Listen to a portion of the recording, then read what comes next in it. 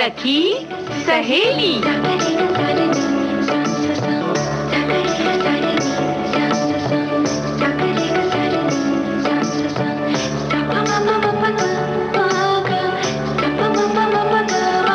सखी सहेली।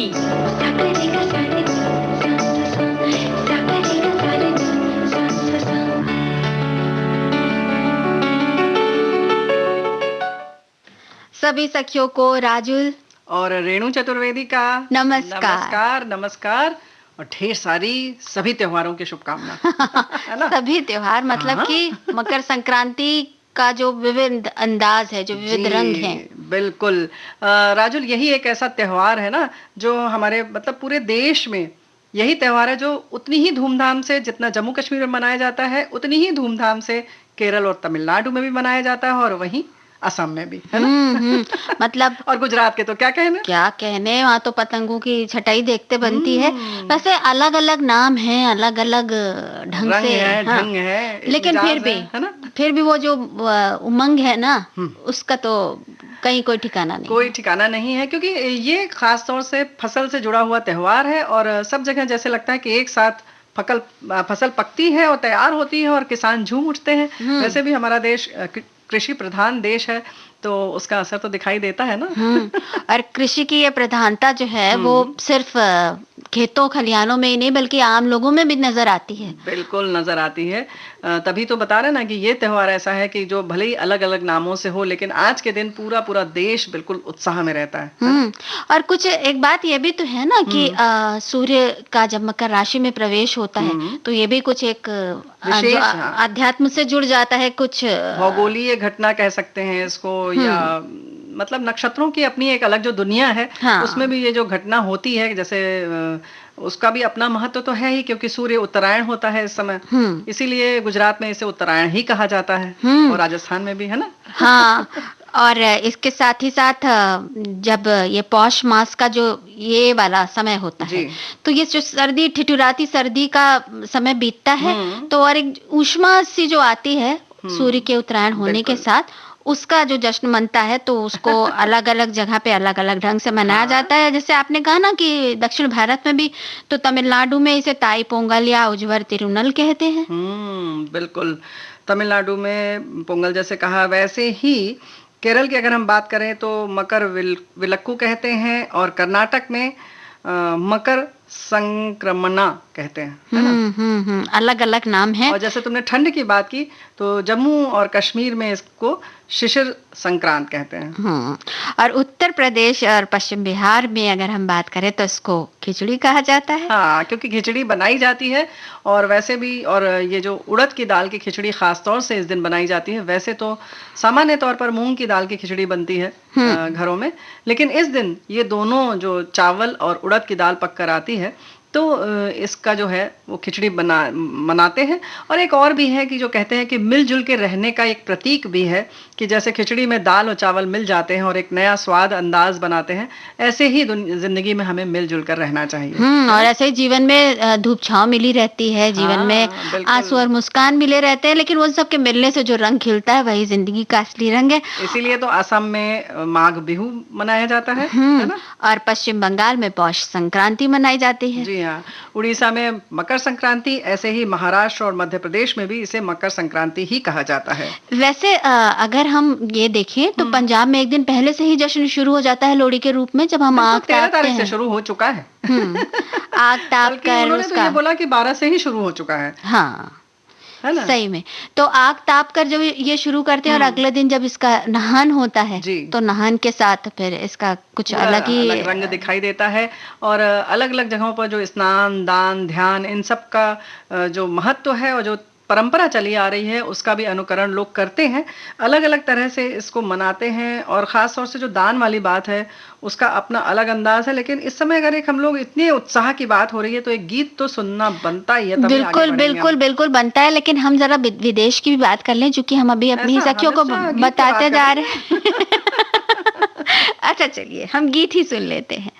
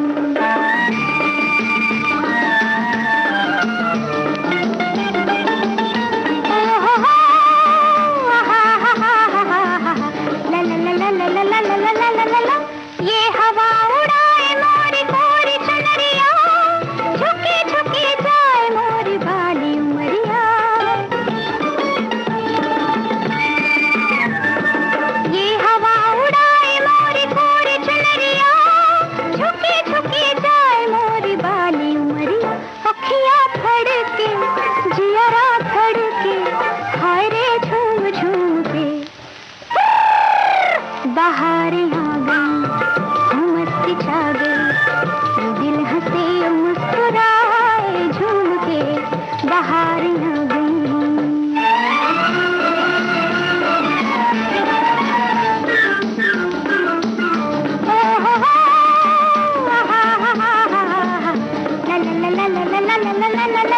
बागों की बहारों में उमंगे उठी है, आज मन की लहरों में तरंगे उठी है। बागों की बहारों में उमंगे उठी है, आज मन की लहरों में तरंगे उठी है। और जब तरंगे ये गजब उमंग ये, हाय रे झूम झूम के बहारियां गई, मस्ती छा गई, दिल हंसे मुस्कुराए झूम के बहारियां गई। बहारें आ जाती हैं इसके साथ। आ जाती हैं सच में। देखिए आई गई है ना। भाई झूमो नाचो गाओ, यही तो मजा है त्योहारों का। और खास तौर से जब मौसम बदलता है, खास मतलब इतनी ठिठुरन के बाद थोड़ी थोड़ी धूप का मजा जब मिलता है ना, तो हाथ पैर खुल जाते हैं ना। हाँ बिल्कुल खुल जाते हैं। और फिर उसी में तो उसी जोश में तो क्या क्या अलग अलग तरह के पकवान, अलग अलग तरह के जो होते हैं ना, खेल कूद, वो सब सभी भाई होते ये हैं। बात तो है। तो उत्तराखंड, और अगर हम ऊपर की बात करें पहाड़ों की, उसमें जाएं हम हिमालय की तलहटी पे, तो बहुत तरह तरह के खेल होते हैं और मेले का आयोजन किया जाता है।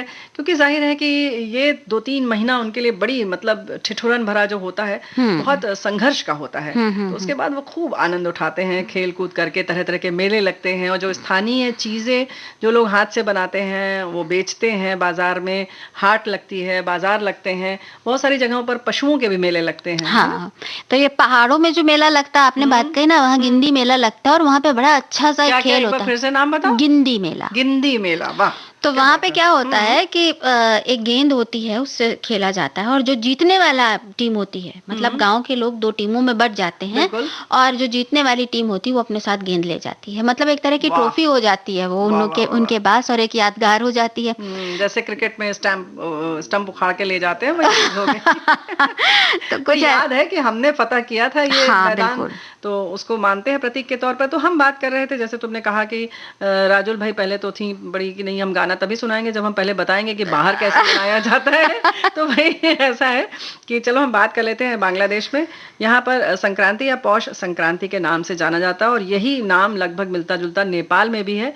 माघे संक्रांति, माघी संक्रांति, खिचड़ी संक्रांति, इन नामों से ये त्योहार मनाया जाता है। और थाईलैंड की अगर बात करें तो वहाँ पर सोंगकरन ये नाम है, और लाओस में पिमा लाओ कहते हैं इसे। जी, और म्यांमार की अगर हम बात करें तो थियान, और कंबोडिया में मोहा संक्रांत, इस नाम से ये त्योहार बड़ी धूमधाम से मनाया जाता है। और श्रीलंका में तो पोंगल और उज्वर तिरुवल की धूम मची रहती है। वैसे अब हम जब उधर आ ही गए हैं, दक्षिण की तरफ पहुंच ही गए हैं, तो दक्षिण की अगर हम बात कर लें तो दक्षिण भारत में जो इसका उल्लास होता है पोंगल का, वो 4 दिन तक चलता है। और अलग अलग इसके नाम होते हैं, और अलग अलग तरह से पूजा पाठ भी होती है। लेकिन वो पूजा पाठ में एक खास चीज का ध्यान रखा जाता है कि प्रकृति की ही पूजा होती है, मतलब पानी की, सूर्य की, और तमाम प्रकृति से जुड़ी हुई तमाम चीजों की, क्योंकि जो कृषि है वो बहुत कुछ प्रकृति पर निर्भर है। हमारी पूरी कृषि तो पूरी तरह से प्रकृति पर ही निर्भर है, क्योंकि पूरा हम मतलब पूरे वर्ष भर किसान बस आसमान की तरफ ताकता रहता है कि कब सूर्य देवता उदित होंगे, कब बारिश होगी, कब फिर से सब कुछ थम सा जाएगा। ये सारी चीजें जो हैं वो पूरा इसी तरह से रुपाई होती है, उसी तरह से कटाई होती है, उसी तरह से सब कुछ होता है। तो ये पूरे देश का वही हाल है। और जैसे कि हमारा देश वैसे भी मकर संक्रांति से पहले, जैसे हम अगर रश्मियों की बात करें सूर्य की, तो कर्क व मकर राशि में सूर्य का प्रवेश धार्मिक दृष्टि से तो फलदायक है ही। प्रवेश याति अथवा या संक्रमण क्रिया 6 माह के अंतराल पर होती है। पहले वो मकर राशि में जाता है और अब नहीं उत्तरायण जाता है, पहले दक्षिणायन की ओर जाता है, दक्षिण की ओर। तो मकर संक्रांति से पहले सूर्य दक्षिण गोलार्ध में होता है, अर्थात भारत से अपेक्षाकृत अधिक दूर रहता है। इसी कारण यहाँ पर रातें लंबी और दिन छोटे होते हैं। सर्दी का मौसम होता है, लेकिन मकर संक्रांति से सूर्य उत्तरी गोलार्ध की ओर आना शुरू हो जाता है धीरे धीरे, और इस तरह से रातें छोटी होने लगती हैं, दिन बड़ा होने लगता है, गर्मी वाला दिन होने लगता है। तो राशि में परिवर्तन होता है, और इसका पूरा प्रभाव जो है पूरी प्रकृति पर पड़ता है और जड़ चेतन सब पर पड़ता है। बिल्कुल। और इसीलिए क्योंकि सभी प्रभावित होते हैं, इसीलिए, और क्योंकि हम भारतीय हमेशा से प्रकृति के हर बदलाव को और प्रकृति से जुड़े हर अंश को हम पूजते हैं, तो इसीलिए हम सूर्य की भी पूजा करते हैं, जल की भी पूजा करते हैं। देखिए आज तो स्नान भी कर रहे हैं और कुंभ के मेले में आज पहला स्नान है। बहुत महत्व का स्नान होता है आज का। बहुत भीड़ रहती है, सभी जानते हैं कि आज का दिन खास तौर से विशेष वहाँ आयोजन होता है, सुरक्षा की व्यवस्था की जाती है ताकि जो भी श्रद्धालु जाएं वो उसका जो भी उनकी मान्यता है, आस्था है, उसका पूरा उन्हें आनंद मिले।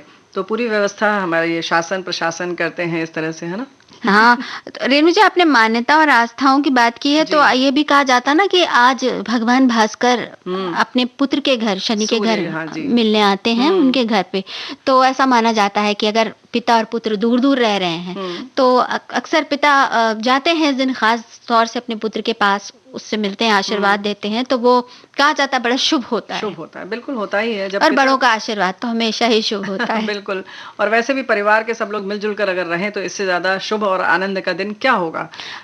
अच्छा, इस जो मिलजुल कर आनंद मनाने की बात होती है, ये मेलों में बहुत दिखाई देती है। सुमित्रा नंदन पंत की एक कविता भी है इस बारे में। सुनाओ सुनाओ। वो कविता है, जन पर्व मकर संक्रांति आज, उमड़ा नहान को जन समाज, गंगा तट पर सब छोड़ काज। क्या बात है। नारी नर कोस कई पैदल, आ रहे लो दान लो, आ रहे चल लो दल के दल, गंगा दर्शन को पुण्योज्वल। क्या बात है। लड़के बच्चे बूढ़े जवान, रोगी भोगी छोटे महान, क्षेत्रपति महाजन और किसान, दादा नानी चाचा ताई, मौसा फूफी मामा माई, मिल ससुर बहू भावज भाई, गा रही स्त्रियां मंगल कीर्तन, भर रहे तान नव युवक मगन, हंसते बतलाते बालक गण। ये शत सहस्त्र नर नारी जन लगते प्रहष्ट सब मुक्त प्रमन, है आज न नित्य कर्म बंधन, इनमें विश्वास अगाध अटल, इनको चाहिए प्रकाश नवल, भर सके नया जो इनमें बल, ये छोटी बस्ती में कुछ क्षण भर गए आज जीवन स्पंदन, प्रिय लगता जनगण सम्मेलन। क्या बात है। उमड़ा नहान को जनमानस, गंगा तट पर सब छोड़ काज। हाँ। ये बात तो है बिल्कुल। वहां पर लोग ऐसे ही भागे चले जाते हैं, जैसे लगता है कि उनका पूरा जीवन बस यहीं पर है। अगर मतलब पूरी कहना चाहिए वर्ष भर में 365-66 दिन में से अगर एक भी दिन उन्होंने ये स्नान कर लिया तो बस समझिए कि उनका जीवन धन्य हो गया, या पूरा वर्ष के लिए एक उन्हें नई ऊर्जा और एक आत्मविश्वास सा मिल जाता है।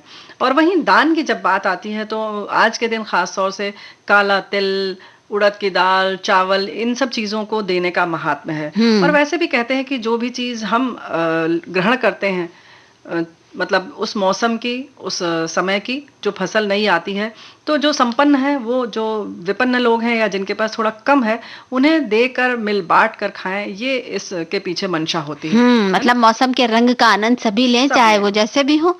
बिल्कुल। तो अब मौसम के रंग का आनंद हम भी ले लें गुनगुनाते हुए। ऐसा बिल्कुल लेंगे।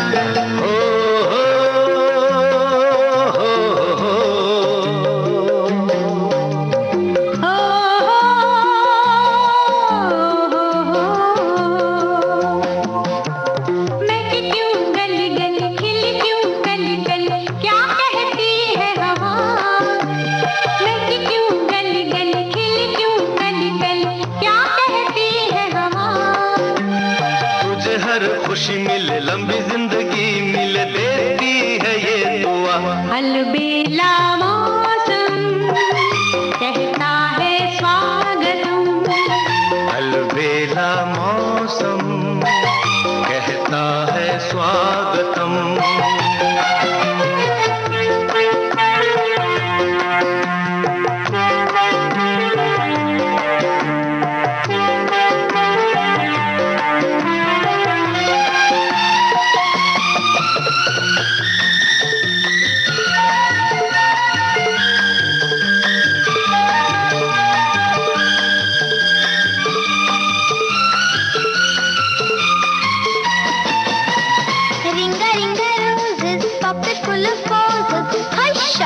shucks, all fall down.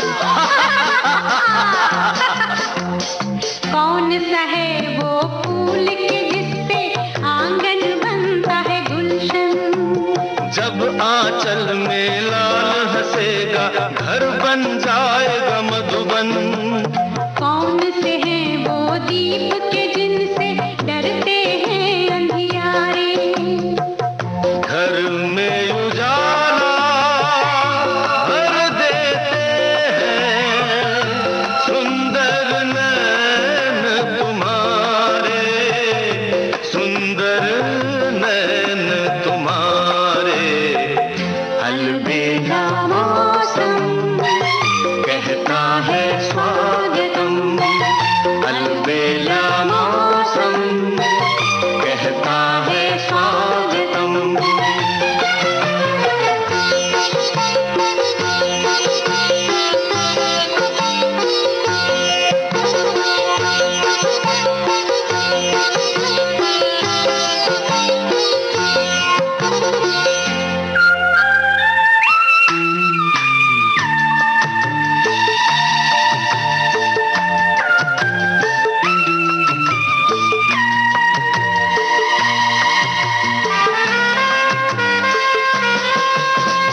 Johnny, Johnny, yes, Papa.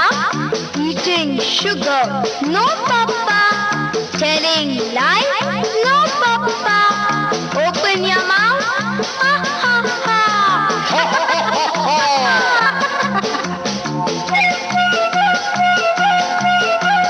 क्यों पूजा के बाद ही बोलो मांग भरा करते हैं। लंबी उम्र सिंदूर की हो हम ये मांगा करते हैं। ये तो कहो जीवन के सफर की आखिरी आरज़ू क्या है? तुझसे पहले मैं उठ जाऊं, मैंने ये सोचा है। अगले जन्म में दोनों मिलेंगे, अपना ये वादा है। अपना ये वादा है।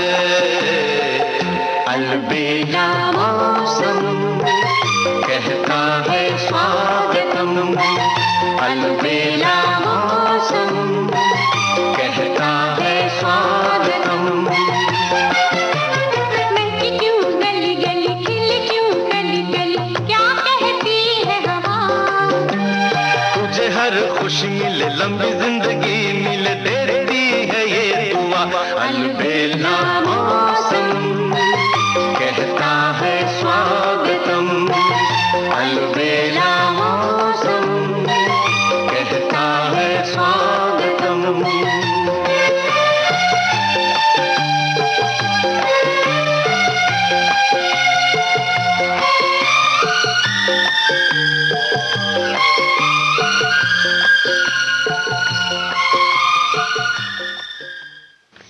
मौसम का ये स्वागत करते हुए लोग खुश हैं और अपनी खुशी दूसरों में बांट भी रहे हैं। बिल्कुल बांट रहे हैं। और हम मतलब अभी तो हमने बात की कि दान की महिमा की बात करेंगे, लेकिन उसके बाद हम सखियों को क्या बांटने वाले हैं वो बता देते हैं कि महाश्वेता देवी जी का जन्मदिन है, तो हम उन पर थोड़ी सी बातचीत करेंगे। और वहीं सफल महिला पर भी हम आज के दिन बात करते हैं, तो कैप्टन जोया अग्रवाल के बारे में भी बातें करेंगे, है ना? और अब दान की बात करिए, आपने शुरू ही कर दी थी, तो दान के बारे में बताइए ना थोड़ा सा हम लोगों को भी। भाई देखो, सब लोग दान तो कर ही रहे। हमने पहले ही कहा कि काला तिल, ये वो तरह तरह की चीजें होती हैं, और बड़े बड़े ये भी चीजें हैं कि लोगों को भ्रम में भी डाला जाता है कि अच्छा ये ग्रह खराब है तो ये दान करो। हालांकि हमें ऐसा लगता है कि जो भी चीज निस्वार्थ भाव से की जाए वही असली दान है ना। और ये इस तरह के अंधविश्वासों के बजाय अगर आपका दिल कुछ कर रहा है कि जैसे कि कहते हैं ना कि आप त्योहार मना रहे हैं तो एक उल्लास, एक उत्साह आपके मन में, और अगर उस उल्लास और उत्साह को आप बांटना चाहते हैं तो आप जरूर बांटिए, दूसरों के साथ बांटिए। और जो आप खा रहे हैं या आप जो बनाने वाले हैं या जो मौसम का नया अंश आया है आपके पास, उसको आप दूसरों के साथ बांटें। बिल्कुल ऐसे ही दूसरी संक्रांति जैसे आती है तो हम लोग जैसे पौष संक्रांति आती है, कौन सी एक और आती है, जब तो उस समय भी अलग अलग दिन हम लोग क्या हर समय जैसे कहते हैं ना कि अगर मौसम में आम आया है तो पहले दान करो तब खाना शुरू करो, खरबूजा आएगा जब दान कर लेंगे तभी खाना शुरू करेंगे, चाहे कच्चा आम हो चाहे पका आम हो। ऐसे ही पंखे जो हाथ से जब पहले झले जाते थे तो वो भी जब तक कि मटका है, गर्मी आने वाली है तो घड़ा, उसमें पानी और पंखा, ये सारी चीजें आप तभी प्रयोग करना शुरू करें ताकि उससे पहले आप दान करके तभी इसका इस्तेमाल बारिश का शुरू करें। मौसम है तो हाँ, छाता दान करें, बिल्कुल पहले दान करें और तब अब शुरुआत करें। यानी कि आप समाज में एक रास्ता होनी चाहिए, सब लोग एक समान भाव से रहें, ये उम्मीद की जाती है। लेकिन यही बात होती है, जैसे तुमने छाते की बात कही राजुल, तो दान भी कई तरह का होता है, ऐसा नहीं कि केवल सामग्रियों का या सिर्फ इन्हीं सब चीजों का होता है, और भी चीजों का होता है। बिल्कुल, है ना? औषधि का दान हो सकता है, विद्या का दान हो सकता है, और उसके अलावा हम ज्ञान अपना जो बांटते हैं वो तो होता ही होता है, और इसके अलावा तो हमारी सखियां कहेंगे कि ये लोग तो रोज बैठ के बांटती रहती हैं। और सखियां भी हम तक अपनी ज्ञान की बातें पहुंचाती रहती हैं फेसबुक के माध्यम से रहती हैं। और चूंकि कभी कभी, हाँ ये बहुत बड़ी बात है, यहाँ पर हम ये जरूर बताना चाहेंगे अपने श्रोताओं को कि श्रोताओं देखिए ऐसा है कि जब अक्सर आजकल नेटवर्क की समस्या हो जाती है, इसलिए जो आप हमें ज्ञान देते हैं वो कभी कभी छूट जाता है आपको बताने से। बहुत अच्छी अच्छी बातें आप लिखकर भेजते हैं श्रोताओं, लेकिन अक्सर जब अगर हम नहीं पढ़ते हैं तो समझ लीजिएगा कि नेटवर्क की कुछ समस्या थी। आप ये बात बिल्कुल सही कह रही हैं आप, क्योंकि ये देखते हैं कि प्रोग्राम के बीच में नेटवर्क नहीं मिल पाता और बहुत देर के बाद, जब अक्सर स्टूडियो से निकलने के बाद संदेश मिलते हैं, फिर बड़ा अफसोस होता है कि इतनी प्यारी लाइनें रह गई। फिलहाल हम बात कर रहे थे कि ज्ञान की, और वहीं आजकल समाज की जो सबसे बड़ी जरूरत है वो है अंगदान की। और उसमें सिर्फ ऐसा नहीं कि हम जैसे नेत्रदान तो बहुत मतलब व्यापक रूप से प्रचार प्रसार उसका हो चुका है और लोग कर रहे हैं, लेकिन पूरे पूरे शरीर का दान होता है। वहीं आजकल लिवर का दान होता है, यानी उसका एक पार्ट भी लोग डोनेट करते हैं। किडनी का भी काफी प्रचलित हो चुका है। तो इस तरह से पैनक्रियाज, ऐसे बहुत सारे शरीर के अंग हैं जो प्रकृति ने कुछ ऐसे बनाए हैं कि अगर आप दान कर दें तो आप में भी स्वतः बन जाते हैं, और जिसको दान दिया जाता है उसका एक हिस्सा, उसमें भी स्वतः वो बनने लगता है, मतलब उसकी रचना होने लगती है, पूरी ग्रोथ होने लगती है, विकसित होता है और वो उनके काम आ सकता है। बिल्कुल, तो बच जाता है। हाँ बिल्कुल, दान का एक भाव तो यही होता है ना कि जब आप दान किसी को दे रहे हैं तो उस दान को देने के साथ साथ आप का मन भी उस भाव से भरा हुआ हो कि हम किसी का भला करें, और कहीं ना कहीं ये आपके मन में आए कि आप जैसे रह रहे हैं, आपके मन में ये इच्छा हो कि सामने वाला भी वैसे ही रहे, इस उद्देश्य से करें। और अक्सर ये भी कहते हैं कि जब आप दान दें तो आपकी निगाह नीची होनी चाहिए, ताकि आपके में ये ना आए कहीं से घमंड की, वो जैसे उसके मन में तो कृतज्ञता का भाव होगा ही जो लेता है, तो कहीं ऐसा तो नहीं कि आप उसके आंखों के भावों को देखें, जब आपके प्रति वो आभार प्रकट कर रहा है तो आप में कहीं से गर्व ना आ जाए। तो इसलिए कृपया जब आप दान करें तो जरूर आपकी निगाहें नीची हो। क्या बात है। और आंखें नीची होने का एक मतलब तो ये भी हो सकता ना रेणु जी की, मतलब विनम्रता से झुककर आप ये देने वाला भाव नहीं होकर विनम्र भाव हो, और मन में कहीं ना कहीं आपके ये हो कि जो आप दे रहे हैं वो आपका खुद भी है तो नहीं ना, सच में इसी प्रकृति से हमने लिया है और इसी प्रकृति में हम किसी अन्य को दे रहे हैं। तो जो हमारा अपना है, मेरा है, ये वाला भाव भी नहीं होना चाहिए। बिल्कुल। तो ये सारी चीजें इसके बाद एक बात और है कि मतलब अक्सर लोग जब देने की बात आती है तो हम देखते हैं कि जो अच्छी अच्छी चीज है हम वो रख लें, जो थोड़ी सी 19 है वो हम दे दें। देना है किसी को, अच्छा नहीं वो वाली दो, वो जल्दी खराब होने वाली है। तो इस पर नचिकेता की वो कथा याद आती है कि नचिकेता के पिता ने जब दान दिया तो मतलब बड़ा यज्ञ किया, उसके बाद जैसा होता है कि आयोजन जब किया जाता है यज्ञ तो उसके बाद दान करते हैं, तो वो गायें दान कर रहे थे ऋषि। तो उन्होंने देखा, नचिकेता गए और बोले कि ये तो गायें जो हैं वो सब बीमार और बहुत कमजोर हैं, आप इन्हें क्यों दान कर रहे हैं? बोले ऐसे ही किया जाता है। तो बोले ये तो मरने वाली हैं, आप इन्हें दान कर रहे हैं, जिसको मिलेगी उन्हें कोई फायदा नहीं होगा। तो बोले तुम हमें क्या समझा रहे हो? नाराज हो गए पिताजी। तो फिर उन्होंने कहा कि नचिकेता बहुत कम आयु थी, उनकी वय बहुत कम थी, फिर भी वो बोले कि नहीं पिताजी, आप मतलब ऐसे कैसे कर सकते हैं? उन चीजों का दान करना चाहिए जो आपके लिए भी उपयोगी हों, जो आपके लिए उपयोगी नहीं है उनका दान आप कतई ना करें। बिल्कुल। बल्कि कहीं कहीं तो ये भी कहा गया कि जो आपकी सबसे प्रिय वस्तु है उसका दान करें आप, तब महानता है। तो उसने कहा, ये बात बताया कि ऐसा ही कहा गया है। तो बोले अच्छा तुम हमें सिखाओगे, चलो। तो बोले क्या चाहते हो? तो बोले मुझे दान कर दीजिए अगर मैं प्रिय हूं। तो बोले चलो दिया तुमको। तो मृत्यु को दान कर दिया उन्होंने। तो वो आगे की कथा बहुत लंबी है कि कैसे वो फिर मृत्यु के पास गए और काल देवता के पास गए, ढूंढते रहे उनको, तो इस और तरह उनसे का उनको वरदान फिर मिला। वरदान भी बहुत मिला और फिर बहुत परम ज्ञानी हुए। तो उन मृत्यु के बाद का पूरा रहस्य उन्होंने समझा। तो ये बात है कि वो मतलब वह में ऐसा आया कि ये आप क्यों दान कर रहे हैं, दान हम सबसे प्रिय वस्तु का करें, ना कि ये देखें कि हमारे लिए ये बेकार हो गई है तो दे देते हैं किसी। हाँ, वही मन की भावना ही सबसे बड़ी चीज होती है। और जैसा भी आपने एक कहानी सुनाई, तो एक कहानी मुझे भी याद आ गई कि एक भिक्षुक था, वो अपने घर से जब मांगने के लिए निकलता था, तो वो होता है ना कि एक शगुन रखने के लिए वो अपनी झोली में कुछ डाल लेता था। हाँ, जैसे हम लोग घर से निकलते हैं तो सोच लेते हैं कि चाय पी कर निकलो, खाली पेट निकलेंगे तभी मिलेगी सब जगह, नहीं तो नहीं मिलेगी। बिल्कुल। तो इसी टोटके को आजमाता हुआ वो भाई निकला बाहर और उसने झोली में अपने एक मुट्ठी चावल डाल लिया। और जब वो रास्ते पर जा रहा था मनाता हुआ कि आज उसे अच्छी सी भिक्षा मिले, तो उसने देखा राजा की सवारी चली आ रही है। बड़ा खुश हुआ कि कि भाई अब आज तो हीरे मोती क्या क्या दान मिल जाएगा। लेकिन कुछ ऐसी बात थी कि उस दिन राजा का भी कुछ ऐसा व्रत था। वो जैसे ही भिक्षु के सामने आए, उन्होंने उसके सामने अपना हाथ फैला दिया राजा ने। अब भिक्षु बड़ा हैरान कि हम क्या दे राजा को। खैर उसके पास चावल के दाने थे पड़े। हाँ, लेकिन उसने जब हाथ डाला तो वो उसका दिल छोटा हो गया। उसने कहा अरे कैसे ये भी चला जाएगा। तो उसने बस 2 दाने, जब मिल नहीं रहा है तो और कहाँ मिलेगा, वो भी भय मन में रहा होगा। और उसने बस यही सोच के 2 दाने निकाल के राजा को दे दिए। अब उसके बाद वो गया, उसको ठीक ठाक भिक्षा मिल गई और वो जब घर लौटा तो उसने बहुत खुश होकर अपनी झोली को पलटा। झोली को पलटा तो उसमें उसको चावल के दाने भी मिले, लेकिन 2 दाने सोने के हो गए थे। यानी कि जो दान किया था उसकी महिमा ये हुई कि वो सोने का दाना मिला उन्हें। हाँ, जो उसने मुक्त मन से दे दिया था।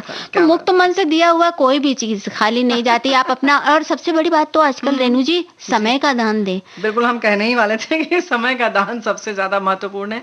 समय का दान की अलग महिमा है। हम एक पहले गीत सुन लें, फिर समय के दान की बात कर लें। बिल्कुल।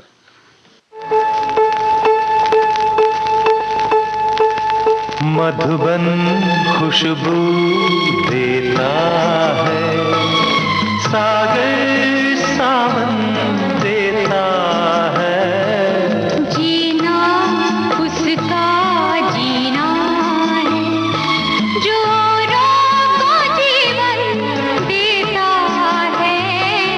मधुबन खुशबू देता है।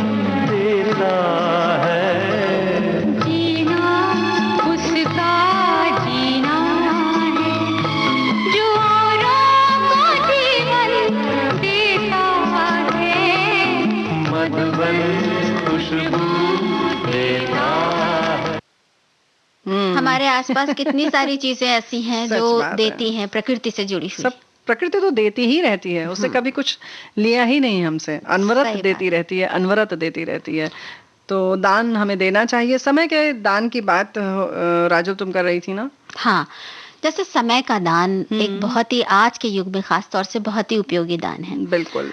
हम अपने समय को अलग-अलग कामों में लगाते हैं, जैसे अपना मोबाइल देखने में, या कि फिर कोई अपनी मनपसंद की फ़िल्म देखने में, या हम बाहर घूमने जाने में, अपना मनोरंजन करने में वो समय हम लगाते ज़्यादा हैं। लगाते हैं। तो अगर उसमें से थोड़ा-सा समय हम निकालें हाँ। और कभी वृद्धाश्रम में कुछ उन वृद्धों को देखिए जो अपने घर के लोगों के आने का रास्ता देखते रहते हैं, इंतजार उनके कर रहे साथ होते हैं, कुछ बिल्कुल। समय बिता सकें हम।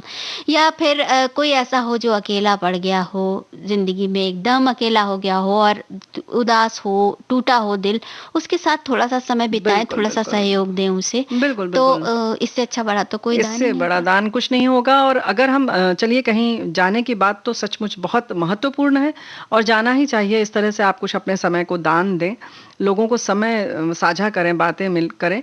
लेकिन उसके साथ-साथ एक बात और है, बहुत दूर अगर आप नहीं भी जा पा रहे हैं तो आप घर के अंदर भी देखिए कि आप कितना समय दे पा रहे हैं। जहाँ बुजुर्गों की बात आती है वहीं बच्चों की भी बात आती है। कहीं ऐसा तो नहीं कि आप अपनी तरक्की में और अपने व्यवसाय में या अपनी ही सारी चीज़ों में इतने उलझे हुए हैं कि आप घर का बच्चा है दौड़ के आ रहा है कि पापा पापा हमारे स्कूल में आज हुआ है, मम्मी मम्मी आज पड़ोस में ये हुआ। हमारे पास समय ही नहीं है। सही वो बात है। समय भी आपको ज़रूर लगेगा कि इसमें दान क्या करना, नहीं, उसको समय की ज़रूरत है। इस समय जो बात आप सुनेंगी, आप सुनेंगे वो कोई और नहीं सुन सकता। बिल्कुल। या आपके बच्चे युवा हों या हो सकता है आपकी हम उम्र कोई जेठानी हो, देवरानी हो, वो आपसे कोई बात साझा करना चाह रही हैं। तो परिवार में इस तरह से लोगों से एक दूसरे की सुने समझें। और जैसे तुमने कहा ना कि बहुत हो सकता है मन से उदास हो, कोई अवसाद हो, चेहरे से हो सकता है बहुत हंस रहा हो, आपको बिल्कुल महसूस नहीं होगा, लेकिन आपको निगाहों से जरूर पता चल जाएगा कि वो आपसे कुछ बात करना चाह रहा है। सही बात ना? है, सही बात है। तो वो निगाहें पढ़ने के लिए भी मन वैसा ही होना हाँ, चाहिए। थोड़ा समय उसके लिए भी रखिए। हाँ, बिल्कुल। तो इस तरह से दान के अलग अलग अलग-अलग रूप आयाम हैं, उसके स्वरूप हैं। और बिल्कुल सही बात है कि हम व्रत रखते हैं या किसी चीज़ का उपवास करते हैं, लेकिन हम सोचते हैं हम सिर्फ अन्न नहीं खा रहे हैं तो हमने सब कुछ बचा लिया। ऐसा नहीं है, विचारों का भी उपवास होता है। वैसे ही ये दान भी जो है वो बहुत तरह-तरह का है। तो बड़े बुजुर्गों के साथ बैठे, बच्चों के साथ बैठे, जिसको ज़रूरत हो। आपको ज़रूरत है आप किसी और का भी समय ले लीजिए, ऐसा कुछ नहीं है। ये तो बड़ा अच्छा दान है, आप ले भी सकती हैं किसी से। बिल्कुल, बिल्कुल। दे भी सकती है और ले भी सकती है। बिल्कुल। वैसे है ना रेणु जी की जी। संक्रांति पे 14 चीज़ों का दान दिया जाता है। 14 संख्या वस्तुएँ में लोग 13 या 14 हाँ, तो बिल्कुल। इस तरह से अगर 14 मिनट भी आप किसी को अपने दे क्या सकें, बात है। तो आपका भी मन बदलेगा और दूसरे का भी मन बदलेगा, बिल्कुल, बिल्कुल। जो थोड़ा-सा भी कहीं अवसाद में होगा। और जो ये इस तरह की जो चीज़ें होती हैं ना, वो समझ लीजिए कि उतना ही उत्साह दे जाती हैं, जैसे कि आप किसी मेले में गए और आपने वहाँ पे धूम मचा ली, या कि फिर आप गंगा किनारे गए, वहाँ पर आपने थोड़ा एक मिनट। अभी तुमने जो उसके बाद कहा ना कि आपको भी सुकून मिलेगा, तो क्या होता है उसमें एक ज़रूर हम एक बिंदु जोड़ना चाह रहे हैं राजुल, कि क्या होता है कि आपको जब किसी और का अक्सर आप परेशानी ही साझा करना चाहते हैं। जब आप किसी और की सुनते हैं तो आपको लगता है अरे हम तो बड़े सुखी हैं। ऐसा भी होता है। तो ये जो सुकून है ना, वो कहीं ना कहीं आपको जरूर मिलेगा। अब हमारा ये कहने का मतलब नहीं है कि आप अपने से ज्यादा दुखी आदमी से बात करें। हाँ, लेकिन मतलब कहीं ना कहीं आप जब किसी से बात करते हैं तो आप तौलते तो हम जरूर हैं, लेकिन हमेशा बड़े बेईमानी से तौलते हैं कि भाई हम ही दुखी हैं, बाकी सब बड़े सुखी हैं। तो जरा ईमानदारी रखेंगे तो आपको पता चलेगा कि 1000 गम है दुनिया में, है ना? दुनिया में कितना गम है, मेरा गम कितना कम है, यही समझ में आता है। चलेगा। तो दान करते रहिए, लेकिन दान तो बहुत हम लोग कर रहे हैं और करने की बात कर रहे हैं राजू, लेकिन तुम बहुत कंजूसी कर रही हो आज गाने में। और क्या, गंगा की बात ही नहीं की, गंगा किनारे की बात ही नहीं की। सारे दान पुण्य सब तो गंगा किनारे होते हैं। तो चलिए फिर गंगा किनारे ही चलो ना। गंगा आए कहाँ से,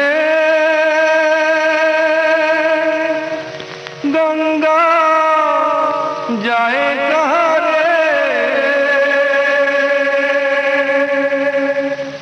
आए कहाँ से जाए कहाँ रे, लहराए पानी में जैसे धूप छाँव रे।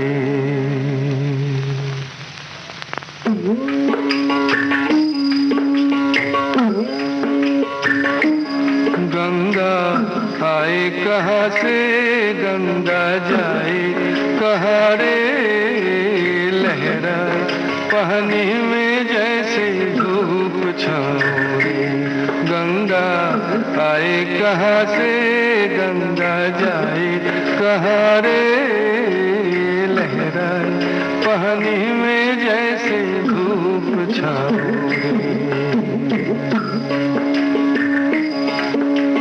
रात कारी दिन उजियारा मिल गए दोनों साए।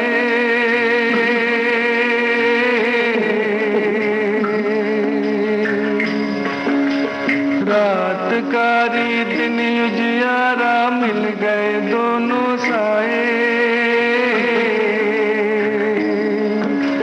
साँझ ने देखो रंग रूप के कैसे भेद मिटाए रे लहराए पानी में जैसे धूप छाँव रे।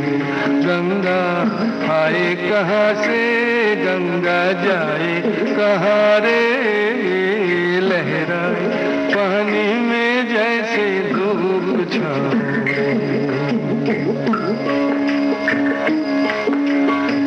कांच कोई माटी कोई रंग बिरंगे प्याले।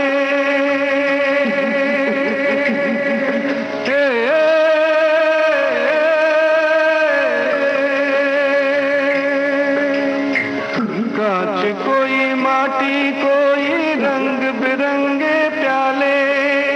प्यास लगे तो एक बराबर जिसमें पानी डाले रे लहराए पानी में जैसे धूप छाँव रे। गंगा आए कहाँ से गंगा जाए, कहाँ रे लहराए पानी में जैसे धूप छाँव रे। गंगा आए कहाँ से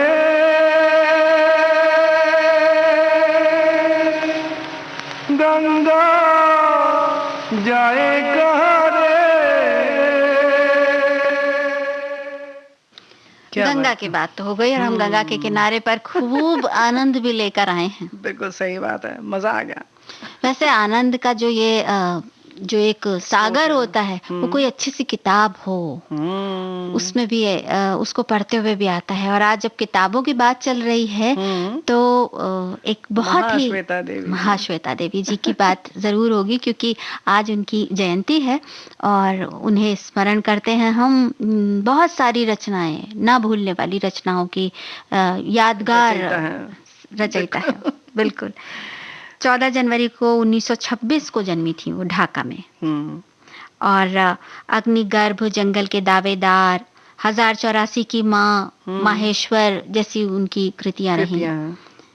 और ग्राम बांग्ला, झांसी की रानी, मातृ छवि और जकड़न ये भी है। और मूल रूप से बांग्ला में लिखती थी, लेकिन हिंदी में उनके रचनाओं का बहुत अनुवाद हुआ है। बिल्कुल। और कोलकाता के में वहाँ पर उन्होंने मतलब अंतिम दिनों में उधर ही रही और सामाजिक कार्यकर्ता भी रहीं इसके साथ साथ। और उन्होंने बहुत सारे वैचारिक लेख लिखे, बहुत संवेदनशील उनका लेखन था। और इस तरह से उपन्यास, कहानियाँ, मतलब जिस तरह से कहना चाहिए ना कि बड़ा कहना चाहिए कि बहुत अलग अलग शैली में जिस तरह से उनकी लेखनी चली वो वाकई दिल को छूने वाली थी। और व्यक्तित्व जो था सामने से, जैसे जब भी हम चित्र देखते हैं तो ऐसा लगता है कितना सरल और सहज सा व्यक्तित्व। कहा भी जाता उनके बारे में कि वो एक लेखिका भी थी, समाज सुधारक भी थी और एक माँ भी थी। वो माँ वाला जो भाव है वो उनके व्यक्तित्व में भी झलकता है, उनकी रचनाओं में भी झलकता है। रचनाओं में भी झलकता है और जाहिर है कि वो व्यक्तित्व का असर कहीं ना कहीं लेखन में आता है और वही दिखता भी है। इसीलिए तो वो स्त्री अधिकारों, दलितों, आदिवासियों के लिए और उनके हितों के लिए बहुत उन्होंने जूझा और पूरी व्यवस्था से संघर्ष किया। और इसके लिए उन्होंने मतलब जाहिर है कि जब इस तरह से वो काम करेंगी तो बहुत सारे उन्हें पुरस्कार भी मिले। और जहाँ तक साहित्य की बात है, साहित्य का सर्वोच्च सम्मान भी उन्हें दिया गया, है ना? बिल्कुल बिल्कुल। और साहित्य अकादमी पुरस्कार से सम्मानित हुई वो, पद्मश्री से सम्मानित हुई, ज्ञानपीठ पुरस्कार मिला उन्हें, जी। पद्म विभूषण पुरस्कार सम्मान से उन्हें सम्मानित किया गया। इसके अलावा उन्हें मैग्सेसे अवार्ड भी अवार्ड दिया भी गया। मिला, बिल्कुल। तो इस अगर हम उनके संघर्षों की बात करें तो उनके संघर्षों का एक लंबा सिलसिला नज़र आता है और उस सिलसिले का अगर हम आरंभ देखें तो कहीं न कहीं बातें बहुत ज़मीन से शुरू होती जी। हैं। जब उनकी बीमार माँ को देखते हुए, अपनी बीमार माँ की देखभाल करते हुए, छोटे भाई-बहनों को पढ़ाते हुए उन्होंने ज़िंदगी के संघर्ष देखे। उसके बाद जब विवाह हो गया और फिर उसके बाद वो आगे बढ़ीं और उन्होंने जो उपन्यास लिखा था झांसी की रानी, जी। उसको लिखने के लिए उन्होंने जिस समय सब तथ्य जुटाए थे, जी। तो रेणु जी कहा जाता है कि उस वक़्त उनके पास बिल्कुल पैसे नहीं थे, ना उनके पास थे, ना उनके पति के पास थे और शुभचिंतकों ने उनकी मदद की थी और उन पैसों के सहारे वो बाकायदा उन्होंने पूरा अध्ययन किया था, झांसी की रानी से जुड़ी एक छोटी बात का भी पता जी। लगाया था और फिर उन्होंने वो उपन्यास लिखा था। क्या बात है। और जैसे कहते हैं ना कि लिखा तो उस वक्त, लेकिन उसकी नींव बहुत बचपन में पड़ गई थी, यानी बहुत कम उम्र से आपने लिखना शुरू कर दिया था, है ना? बिल्कुल। और ये जो शांति निकेतन में जब वो गई थी तभी से उनका वो शुरू हो गया जी। था, वो सारी यात्रा शुरू हो गई थी। बिल्कुल।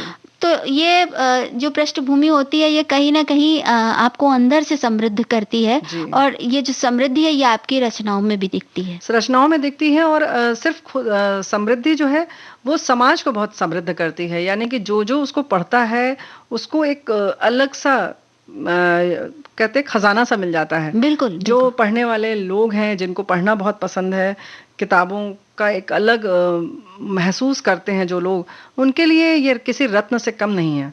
और खास तौर से महाश्वेता देवी जी की जो भी रचनाएं हैं वो अपने आप में एक अनमोल नगीने जैसे हैं। भले हम उनका अनुदित रूप ही पढ़ें लेकिन फिर भी मन जो है वो कहीं बंध जाता है। क्योंकि देखो ऐसा होता है ना कि जब समाज से आदमी जुड़ता है और बहुत निचले तबके से बात शुरू करता है तो जाहिर है कि वो कहीं ना कहीं हमारे आसपास की बातें होती हैं और हमेशा ऐसा नहीं है कि भाषा ही मायने रखती है, लेकिन जो उसका आत्मा होती है वो तो हम तक जरूर पहुंच जाती है ना, कि विषय क्या है, उनकी सोच कैसी है। अनुदित रूप जैसे तुमने कहा कि ठीक है अनुवादित होता है, लेकिन फिर वही बात आती है कि उसकी आत्मा वही रहती है, उसका विषय वही रहता है, उनके जो सब्जेक्ट्स होते हैं, उसके जो चरित्र होते हैं, वो सब कहीं ना कहीं हमारे दिल को छू जाते हैं।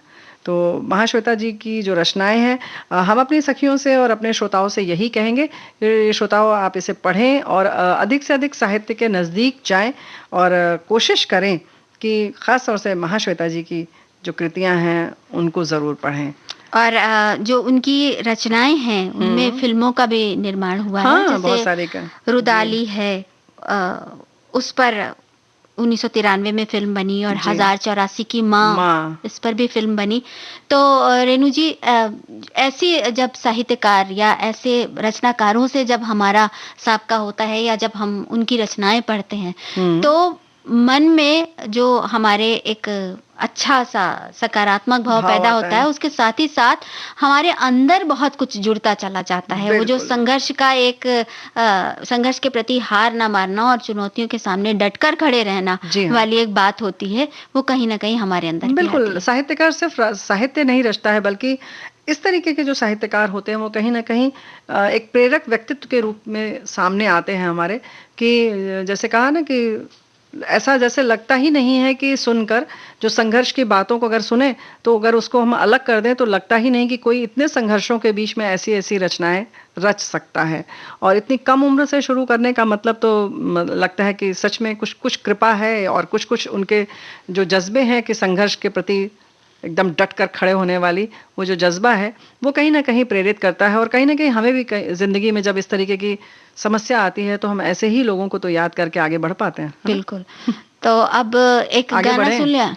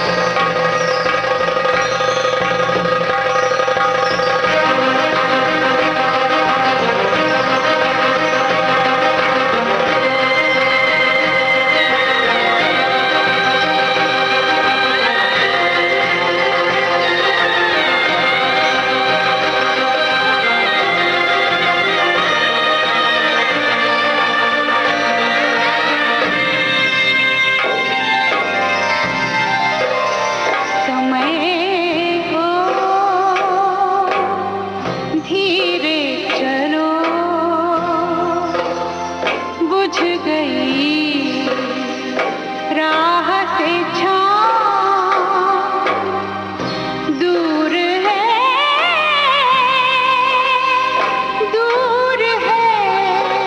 फीका गाँव, धीरे चलो धीरे चलो।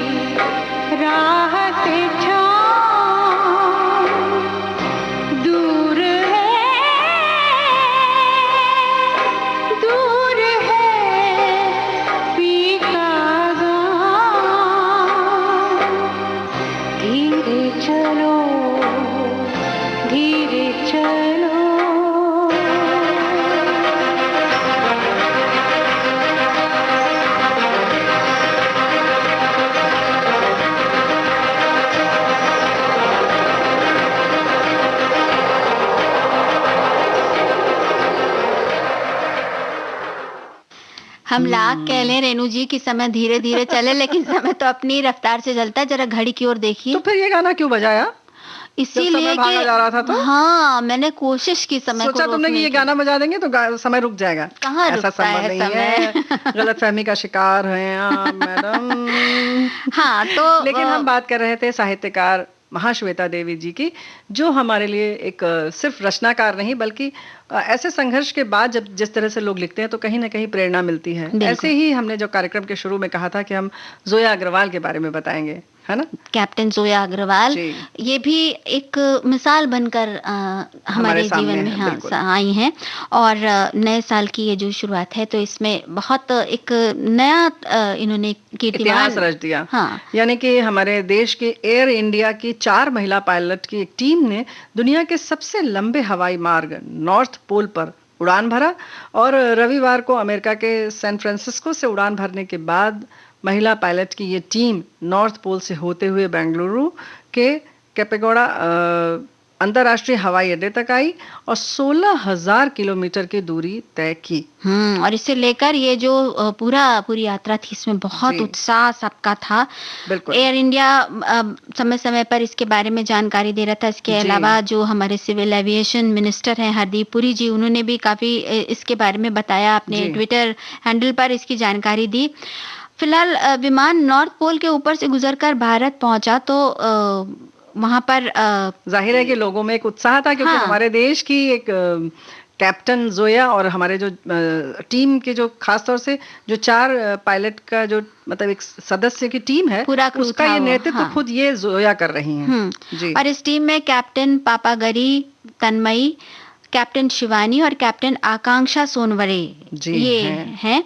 और इनको सभी शाबाशी दे रहे हैं, और खास तौर से वो पैसेंजर जो यात्री जो जी। इनके इस उड़ान में साथ रहे, उनकी तो खुशी का कुछ ठिकाना ही नहीं है। जी। कैप्टन जोया उन्होंने खुद ये बात कही कि ध्रुवीय उड़ान पहले भी भरी गई, लेकिन पहली बार था जब सारे चालक दल में सभी महिलाएं थी और भारत की बेटियां, वो अमेरिका की सिलिकॉन वैली से भारत की सिलिकॉन वैली तक उड़ान उन्होंने भरी। तो ये एक बड़ी बात थी। इसीलिए एयर इंडिया ने खुद ट्वीट करके कहा, वेलकम होम, हमें आप सभी महिला पायलट पर गर्व है। तो जाहिर है कि इस तरह से जब होता है ध्रुवीय उड़ान भरने पर कि सबसे पहले ये महिलाएं हैं और भारत की बेटियां हैं, जाहिर है कि अच्छा लगता ही है हमारे देश की जब ऐसी बात होती है। तो इस तरह से कुछ नया हमारी बहनें करती रहती बिल्कुल है ना। और जहाँ तक जोया अग्रवाल की, कैप्टन जोया अग्रवाल की बात है, तो उनका 17 साल उनका अनुभव रहा है पायलट के रूप में। हाँ, और उन्होंने 8,000 घंटे उड़ान भरी है। कितना बड़ा ये नंबर है, लेकिन इसके बावजूद इन्होंने ये रिकॉर्ड फ्लाइट के लिए 1 साल तक प्रैक्टिस की थी। अच्छा। तो अभ्यास बहुत जरूरी होता है, चाहे कितना भी हमें बड़ा आसान लगता है कि वो तो हवाई जहाज उड़ाती रहती थी, तो हवाई जहाज उन्होंने उड़ा लिया, ठीक है, थोड़ा ज्यादा उड़ा लिया, ऐसे ही लगता है सुनकर। लेकिन क्योंकि नॉर्थ पोल से फ्लाइट उड़ाना काफी खतरनाक है। लेकिन बिल्कुल, क्योंकि उन्होंने जब बेंगलुरु एयरपोर्ट पर जब उतरी तो कैप्टन जोया अग्रवाल ने खुद कहा, आज हमने न केवल उत्तरी ध्रुव पर उड़ान भरकर बल्कि केवल महिला पायलट द्वारा इसे सफलतापूर्वक करके एक विश्व इतिहास रचा है। हम इसका हिस्सा बनकर बेहद खुश और गर्व महसूस कर रहे हैं। और इस मार्ग में आप इससे अंदाजा जरूर लगा सकते हैं कि कितना ईंधन जब खर्च हुआ, तो जाहिर है कितनी लंबी उड़ान थी।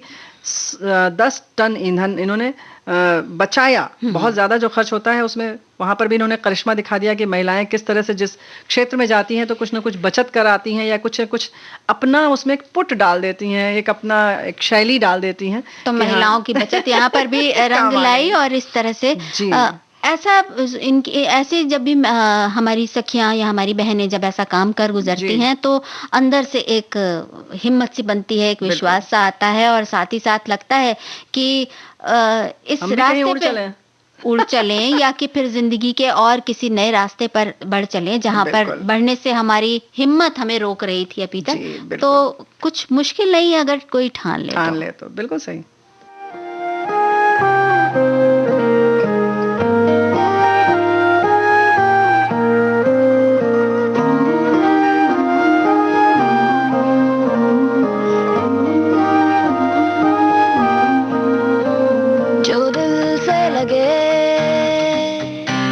उसे कह दो हाय हाय हाय हाय, जो दिल ना लगे उसे कह दो बाय बाय बाय बाय। आने दो दिल में आ जाने दो, कह दो मुस्कुराहट को हाय हाय हाय हाय। जाने दो दिल से चले जाने दो, कह दो घबराहट को bye bye bye bye bye bye. Love you जिंदगी, लव यू जिंदगी, लव यू जिंदगी, लव मी जिंदगी।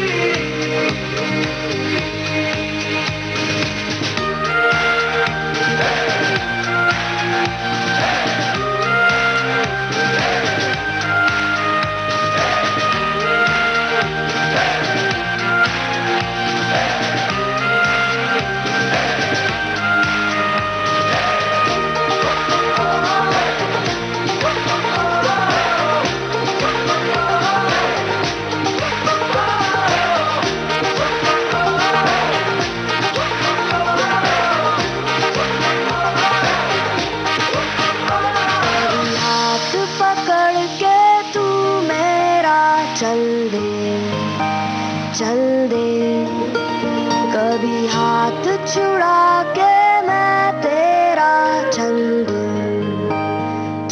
दूं। मैं थोड़ी सी मूडी हूँ, तू थोड़ी सी टेढ़ी है, क्या खूब ये जोड़ी है तेरी मेरी। आने दो दिल में आ जाने दो, ये दो मुस्कुराहट को, हाय हाय हाय हाय। जाने दो दिल से चले जाने दो, ये दो घबराहट को, bye bye bye bye bye bye. Bye bye कर दें हम सारे दुखों को। और आज के लिए खासतौर से ये दो लाइन बड़ी बड़ी अच्छी सी मिली है। सूरज की किरण से जो सदा भासमान है, सूरज की किरण से जो सदा भासमान है, मेरी नजर में एक वही आसमान है। वाह वाह वाह वाह, क्या बहुत बात सारी है। शुभकामनाएं। तो ऐसे ही भासमान आसमान के साथ हमारी उड़ानें अनंत तक उड़ती चलती रहें रहें, और बिल्कुल। क्षितिज के पार हम अपने सपनों के साथ बढ़ते रहें। इसी शुभकामना के साथ अब आज के इस कार्यक्रम से दीजिए राजुल और रेणु चतुर्वेदी को इजाजत। नमस्कार।